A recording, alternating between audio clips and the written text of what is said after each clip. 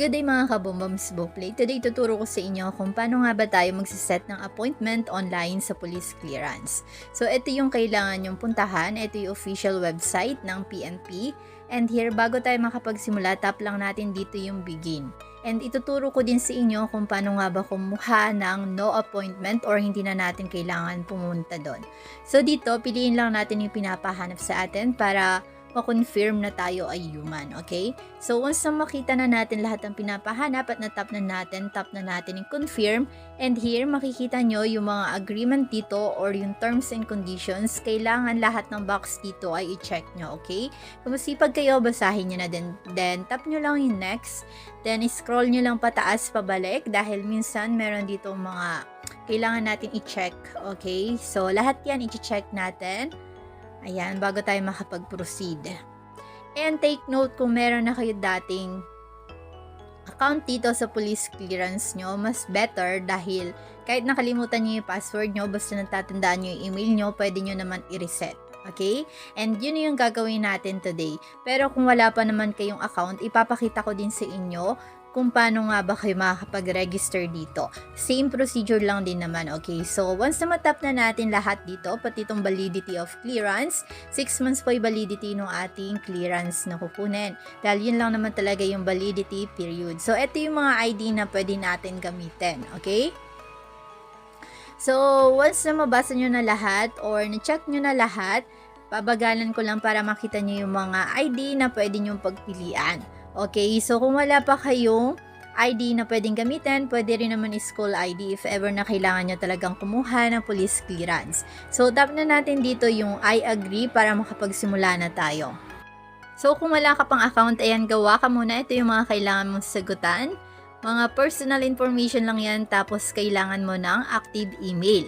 Pero kung meron ka ng account before at nakagawa ka na, itap mo na dito sa may taas yung sign in here. Okay? So, yun ipipiliin natin, but don't worry dahil pareho lang naman yung procedure kung paano nga ba tayo magre-request ng appointment. Okay? So, dito yung register here, ilagay lang natin dito yung email address natin. So, piliin nyo yung palagi nyong ginagamit. Siguro maaaring yun yung ginamit nyo din no gumawa kayo ng account dito sa My Police Clearance. Pwede nyo naman i-try, then i-tab nyo lang dito yung forgot password kung nakalimutan nyo, okay? Then magpapadala sila ng kailangan nyong pindutin na link dun sa inyong email.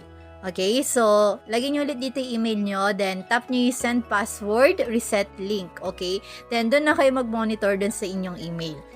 Now, ito na yung na-receive ko sa aking email. So, ito itatap nyo dito yung click here to change your password. Then, once na matap nyo, mariredirect kayo. I-open nyo lang dito sa may Chrome. And, here makikita nyo yung pangalan nyo. Then, maglagay lang kayo dito ng password na bago. Okay? Tapos, confirm password nyo lang. Then, itap nyo na yung save new password. Then, once na ma-reset nyo na yung inyong email, ang gagawin na natin is magla-login na tayo or magsa-sign in. Pagkatapos mo ma-open yung account mo, itap mo na dito yung clearance application para makapag-apply ka na. Then, dito, meron dalawang pagpipilian, yung with appearance and non-appearance. Kapag with appearance, pupunta ka dun sa may date na napili mo. Pero, kapag non-appearance naman, hindi mo na kailangan pumunta pa doon para kunin mo yung police clearance mo. Dahil pwede mong i-download na lang yon, okay? So, meron na din tayong tutorial nitong non-appearance. Pero, tapusin mo na lang to hanggang dulo dahil i-explain ko din sa iyo kung ano yung downside ng non-appearance, okay? So, dito tap na muna natin yung renew with appearance. So, dito, magsiselect tayo ng appointment. Itap lang natin yung general kapag halimbawa, gagamitin mo pang work yung police clearance mo.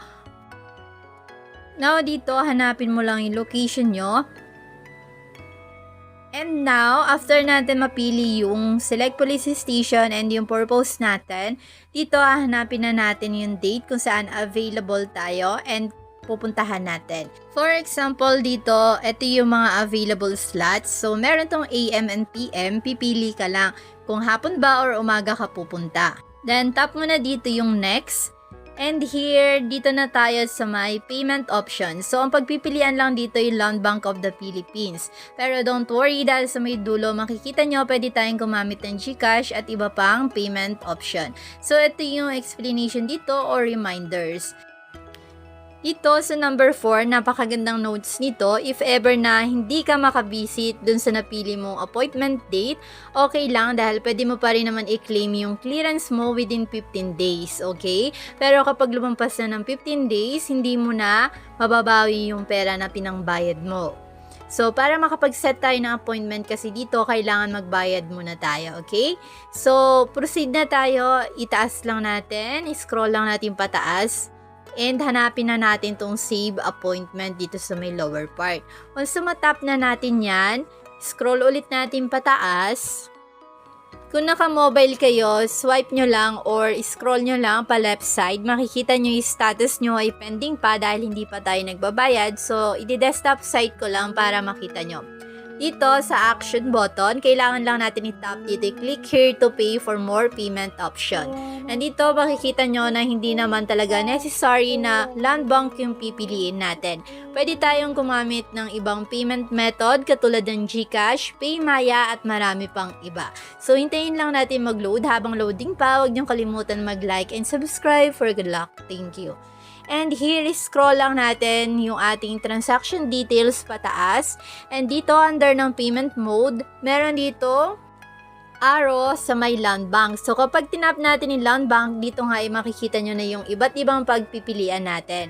So, dito sa cash payment and GCash, Maya, and marami pang iba, pwedeng ito yung piliin natin. And pwede rin kayong gumamit ng other banks. Kapag cash payment, pwede kayong magbayad through 7-Eleven at sa mga iba pang partnership nila. But first, kailangan muna natin sagutan dito yung CAPTCHA. Yung nakikita nyo dito, isulat nyo lang dito sa may CAPTCHA challenge box. Okay? And here, i-check lang din natin yung terms and conditions ulit and i-tap na natin yung continue. Kaya naman nakadepende sa inyo kung anong payment method yung gagamitin nyo. Now, tap natin dito yung okay. And dito, makikita nyo na yung pagpipilian ulit. I-select nyo lang yung GCash. For example, GCash yung gagamitin mong pangbayad. And here, makikita mo yung payment details and kung magkano ba yung convenience fee kung meron man. So, sa GCash, meron 30 pesos na additional fee. Tap natin yung mga box. And itap natin yung okay. And para makapag-proceed tayo, itap natin dito yung open in GCash. Now, hindi to magiging successful kung hindi nyo i-open yung mismong GCash app nyo. So, labas muna kayo dito, then i-open nyo din yung GCash app nyo. Then, balik ulit kayo dun sa website ng PNP. Tapos, tap nyo ulit yung open with GCash. Then, mariredirect or makukonect na siya mismo sa GCash mo. Now, itap mo lang dito yung pay. And itap mo lang din yung proceed. Malalaman yung successful yung pagbabayad nyo kapag may nakita kayong ganito at with reference number na. And makaka-receive din kayo ng confirmation sa inyong email. So hanggang dito na lang ang video natin for today, pero kung meron kang katanungan, iwan mo lang yan sa ating comment section. Stay blessed everyone!